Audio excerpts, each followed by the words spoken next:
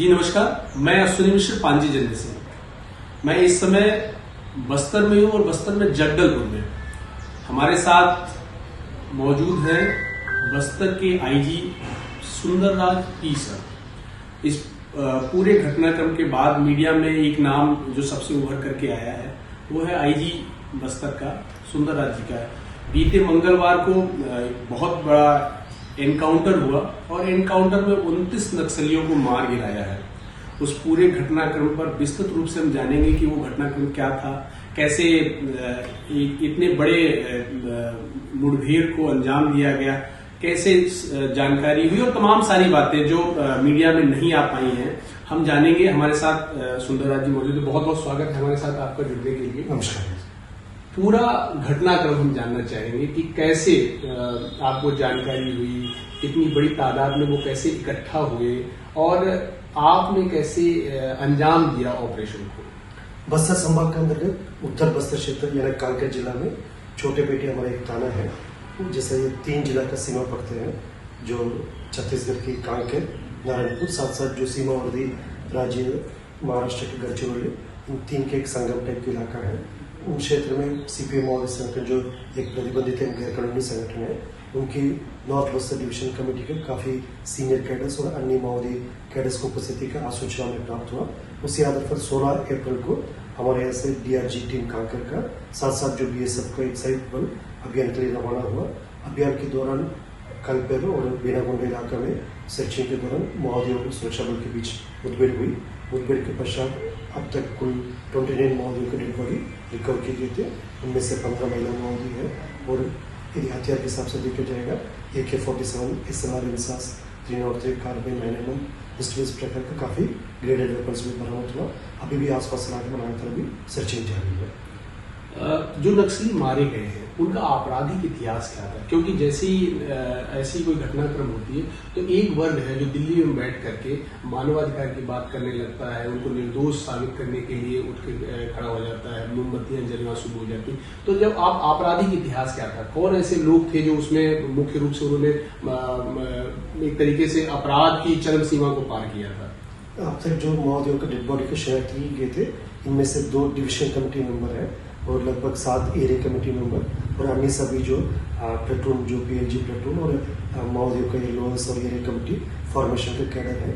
जैसे division committee member देखा जाए तो मतलब काफ़ी एक सीनियर लेवल का जो कैडर होते हैं, जो इलाका में कई प्रकार के जो आपराधिक गतिविधि में उनका भूमिका रहते हैं, जिससे धीरे धीरे वो नीचे उनके जो ग्रास रूट लेवल के जो कैडर होते हैं उसे आगे बढ़ते बढ़ते अंत में एरिया कमेटी सर्चिंग और डिविजन कमेटी मेंबर और जैसे और भी समय के हिसाब से फिर कोई सेंट्रल कमेटी मेंबर टाइप का बनते। जैसे इन टाइप के जो माओवादी कैडर्स का जो एक बुनियादी चीज़ होती है वो इलाके में एक आतंक के माध्यम से क्षेत्र के जनता को भयभीत करना है और दिग्भ्रमित करके अपना विषय पर उनका अग्रेसित करने की कोशिश की जाती है और कई प्रकार के जो पब्लिक प्रॉपर्टीज को नुकसान पहुंचाना है, जो सड़क निर्माण करने के लिए यानी जो जन सुविधा के लिए जो निर्माण करने के जो इस्तेमाल किए जाने वाले जो साधन संसाधन को नुकसान पहुंचाना है, निर्दोष ग्रामीणों को जन अदालत में उनके पुलिस पे मुखबिर का आरोप लगाकर यानी कोई भी आरोप लगाकर उनको हत्या करना है और जो सुरक्षा बल की ID लगाकर उसमें कई बार निर्दोष ग्रामीण भी चपेट में आ जाते हैं और अनेक घटना में जो सिक्योरिटी फोर्सेस को एम्बुश करके उनका काफ़ी बड़ी नुकसान भी किए गए थे। इस प्रकार जो माओवादी कैडर जो अभी हाल फिलहाल में जितना भी हमारा एनकाउंटर में डेड बॉडी रिकवर किए गए थे उन सबको प्रोफाइल भी की जा रही है, लेकिन इस तरह हम कॉन्फ्रेंस के साथ बता सकता है इनमें सब अधिकतम जो माओवादी कैडर जिसका area committee divisional committee rank है उनका कम से कम 10-15 से अपराध से जो आपराधिक प्रकरण के ऊपर दर्ज है और शासन द्वारा उनकी कैडर के हिसाब से रैंक के हिसाब से उन्हें इनाम भी उनके ऊपर घोषित हुआ है। जैसा डिविजन कमेटी मेंबर के ऊपर 8 लाख इनाम है, एरिया कमेटी मेंबर के ऊपर 5 लाख इनाम। इस प्रकार सभी प्रोफाइल्ड जो माओवादी कैडर्स है मतलब 25 लाख तक के इनाम थे उसमें। जी ऐसे टोटल एग्रीगेट करेंगे मतलब काफ़ी और ज़्यादा हो सकता है। अभी एग्जैक्ट उनका सभी का जो प्रोफाइल है उन लोग का कौन कौन से अपराध में शामिल रहा, कौन कौन से वारंट उनके ऊपर पेंडिंग है, ये सब अभी जो इन्वेस्टिगेशन में पूरा डिटेल निकल रहा है। एक हाल के दिनों में देखें कि 4 महीने में 80 से ज़्यादा नक्सलियों का आपने सफाया किया हुआ है। और कई सारी सफल मुठभेड़ें की हुई हैं, बहुत सारा हथियार बरामद किया है, कुछ को आत्मसमर्पण भी कराया है आपने। तो क्या ये मान लें कि इनकी पकड़ जमीन पे ढीली पड़ रही है, और अगर पड़ रही है तो इनका साथ यहाँ की जो जनता, कहा जाता है कि जनता इनके साथ है, मतलब अगर यहाँ पे मुठभेड़ें सफल हो रही हैं, यहाँ नक्सली मारे जा रहे हैं, नक्सली आत्मसमर्पण कर रहे हैं, तो इसका मतलब है कि यहाँ की जनता इनका साथ नहीं दे रही। आप क्या मानते हैं? जिस तरीके से विगत महीनों में हम अंदरूनी इलाके में नवीन सुरक्षा कैंप स्थापित करके एक एक कदम मजबूती से आगे बढ़ते जा रहे हैं, उसी हिसाब से महोदयों की काफ़ी बड़ी संख्या में उनकी जो कैडर्स का जो अलग अलग अभियान के दौरान उनका डेड बॉडी रिकवर की गई या उन्हें गिरफ्तार की गई थी, या कई महोदय का हिंसा त्याग करके आत्मसमर्पण करके शासन की जो पुनर्वास नीति का भी लाभ उठा रहे थे, और साथ साथ महोदय के पैर के नीचे से जमीन खिसकते जा रहा है, उनके क्षेत्रफल से बढ़ते जा रहे हैं, उनकी कॉरिडोर वो भी बंद होते जा रहा है, उन्हें सप्लाई नेटवर्क वो भी प्रभावित हो रहा है। इस प्रकार महोदयों का जो एक इकोसिस्टम है काफ़ी हद तक वो डिस्टर्ब होते जा रहा है,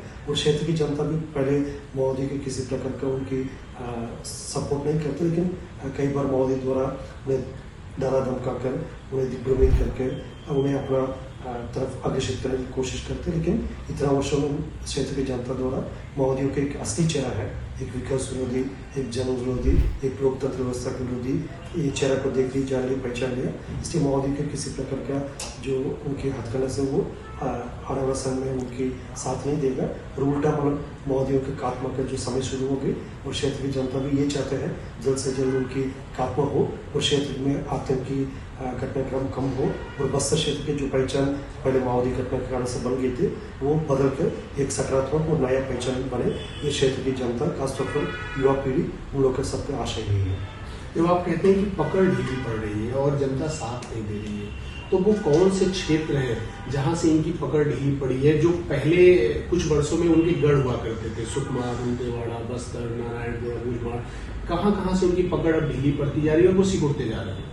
प्रतिबंधित एवं गैर कानूनी सीपी महोदय संगठन का दंडकारण स्पेशल जोन कमेटी है, जो लगभग बस्तर क्षेत्र के पूरे इलाके में उनकी जो फॉर्मेशन रहते हैं उसकी अधीनस्थ देखा जाए तो मतलब 7 डिविजन कमेटी है, लगभग हमारे एक जिला के बराबर उनके डिविजन कमेटी होते हैं। उसी हिसाब से देखे जाएगा जो दरबा डिविजन कमेटी जो बस्तर और सुकमा और दंतेवाड़ा का 3 जिला का सीमावर्ती इलाका है, उसमें काफ़ी हद तक माओवादी गतिविधियाँ भी समाप्ति की ओर है। शेर मात्र कुछ माओवादी का शेष रह गई है, उनके खिलाफ भी हम अभी कार्रवाई जारी रखा है। साथ साथ जो पूर्वी बस्तर डिवीजन है, जो जिला दंतेवाड़ा, जिला बस्तर, जिला कोंडागांव, इन तीनों जिला का एक सीमावर्ती इलाकों में पड़ते, और कमेटी भी काफ़ी हद तक मतलब कमजोर पड़ गई है। और नॉर्थ बस्तर डिवीजन में जब 16 अप्रैल को जो कार्रवाई हुआ उसमें भी काफ़ी हद तक माओवादी की जो कैडर स्ट्रेंथ कम होती गई है। शेष रह गई अपना साउथ बस्तर डिवीजन कमेटी जो सुकमा और बीजापुर के इंटर डिस्ट्रिक्ट बॉर्डर में है, और एक पश्चिम बस्तर डिवीजन कमेटी जो बेलडीला पहाड़ी की जो पश्चिम दिशा में है, और एक अबुझमाड़ इलाका में जो माओवादियों का एक काफ़ी बड़ा एक सिक्योरिटी वैक्यूम एरिया को फायदा उठाकर अब तक वो एक सेफ सेल्ट्री इसका इस्तेमाल कर रहे थे, और एक नेशनल पार्क एरिया बीजापुर में जहाँ पर अभी भूगोलिक परिस्थिति का फायदा उठाकर उनका थोड़ा बहुत अभी भी उपस्थिति है। इन इलाकों को छोड़कर बाकी सभी क्षेत्र में माओवादियों की जो एक्टिविटी है लगभग समाप्त की ओर में है, और कई इलाकों में उनका गतिविधि बिल्कुल शून्य हो चुकी है। और शेष जैसे मैं 3-4 जो इलाके को बोला है, नेशनल पार्क एरिया है, अबुझमाड़ क्षेत्र है, और दक्षिण सुकमा और बीजापुर का सीमावर्ती इलाका, और एक पश्चिम बस्तर डिवीजन एरिया है जहाँ पर थोड़ा बहुत उनका भी कैडर स्ट्रेंथ है, उसके खिलाफ आने वाले समय में हमारा एक कार्य योजना है। एक जब बीच के दिनों में एक खबर आती थी कि अमेरिका से बने हथियार या चीन के हथियार जो भारत में पूर्णतः प्रतिबंधित है, ऐसे असलाह यहाँ जब्त हुए हैं नक्सलियों के पास से। ये हथियार कहाँ से आ रहे हैं, कौन इन्हें दे रहा है? जैसे ये माओवादी संगठन का जो अधिकतम जो उनके पास वेपन्स है, जो ग्रेडेड वेपन्स की हम बात करेंगे, वो सुरक्षा बल से अलग अलग घटना में लूटाई गई है।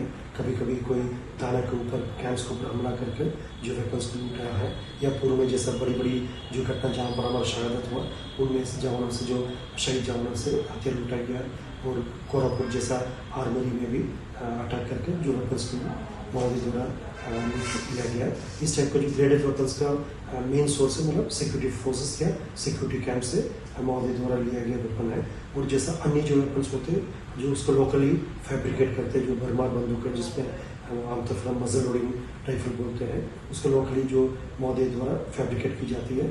और कुछ मुठभेड़ में उनको जो फॉरेन मेड वेपन्स भी बरामद किए गए थे, उसका जैसा कुछ सोर्सेस, मतलब उसका जो वेपन के जो कैलिब्रेशन के हिसाब से, जैसे कोई अमेरिकन मेड या कोई जर्मन मेड वेपन का जैसे जानकारी प्राप्त हो, लेकिन उसका भी एग्जैक्ट सोर्स है, उसके लिंक करने में काफ़ी कुछ काम हमको करना शेष रह गई है। और जैसे कुछ कंट्री मेड वेपन्स है, जैसे चाइनीज मेड वेपन्स भी कई मुठभेड़ में, जैसा 9mm पिस्टल जो रेगुलर सर्विस वेपन होते हैं, लेकिन कुछ मुठभेड़ में ऐसे वेपन 9mm जैसे दिखने वाला वेपन मिलते हैं, वो जो नॉर्मली फैक्ट्री में नहीं रहते हैं, वो संभवतः फिर वो चाइनीज मेड टाइप का भी होने का ज़्यादा संभावना है। उसी हिसाब से देखा जाए तो माओवादी का मैक्सिमम जो ग्रेडेड वेपन्स सिक्योरिटी फोर्सेस से लूटा गया, और कुछ वेपन्स जो लोकल फैब्रिकेटेड है, कुछ जैसा फॉरेन के कैलिब्रेशंस जो मिला है, उसका हम तस्दीक कर रहे हैं।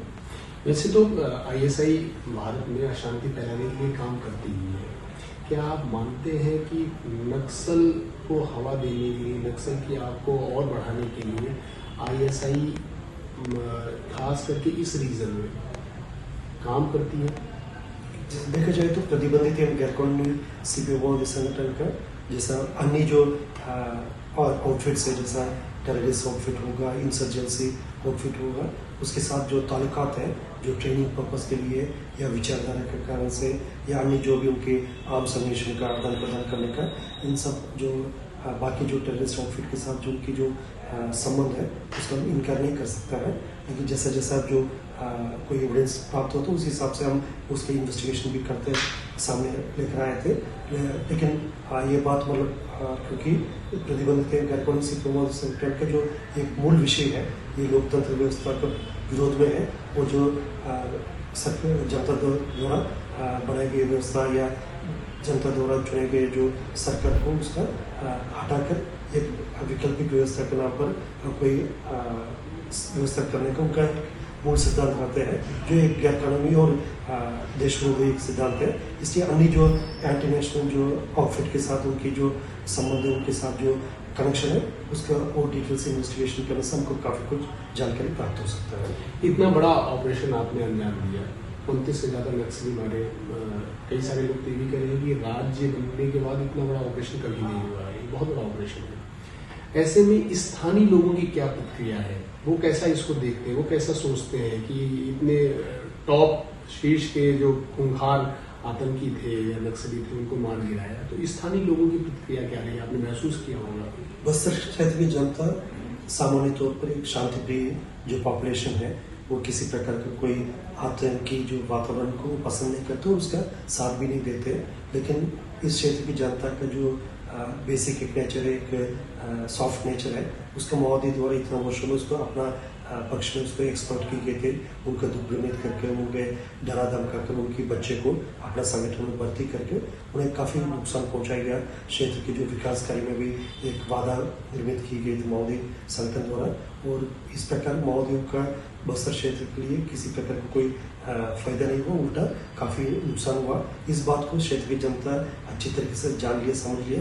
इसलिए माओवादी के खिलाफ अभी जो कार्रवाई हो रहा है, इस संबंध में उनका काफ़ी एक सकारात्मक एक विचार हमको देखने मिल रहा है। क्षेत्र की जनता चाहते हैं और बहुत जल्दी माओवादियों का खात्मा हो और बस्तर क्षेत्र के एक नया दिशा मिले, एक नया पहचान मिले, और उनकी नया पीढ़ी है उन्हें शांतिपूर्ण तरीके से अपना जीवन जीने के लिए उनकी इच्छा अनुसार अपना एक जो भी काम धाम करना चाहते उसमें उनका अवसर मिले, और बस्तर में अन्य जो लोकल इकोनॉमी में भी बढ़ावा प्राप्त हो। इन सब विषय को लेकर क्षेत्र की जनता में काफ़ी एक इच्छा शक्ति है, बड़े वो इसको बहुत ओपनली उसको प्रकट नहीं कर पाते, लेकिन हमें जो महसूस होते हैं जो क्षेत्र की जनता बहुत जल्दी नक्सल समस्या को समाधान चाहते हैं और एक शांतिपूर्ण वातावरण में अपना जीवन जीना चाहते हैं, और साथ साथ उनके आने वाली पीढ़ी है उसे किसी प्रकार का कोई नक्सल गतिविधि से कोई नुकसान ना हो, ये क्षेत्र की जनता की इच्छा है।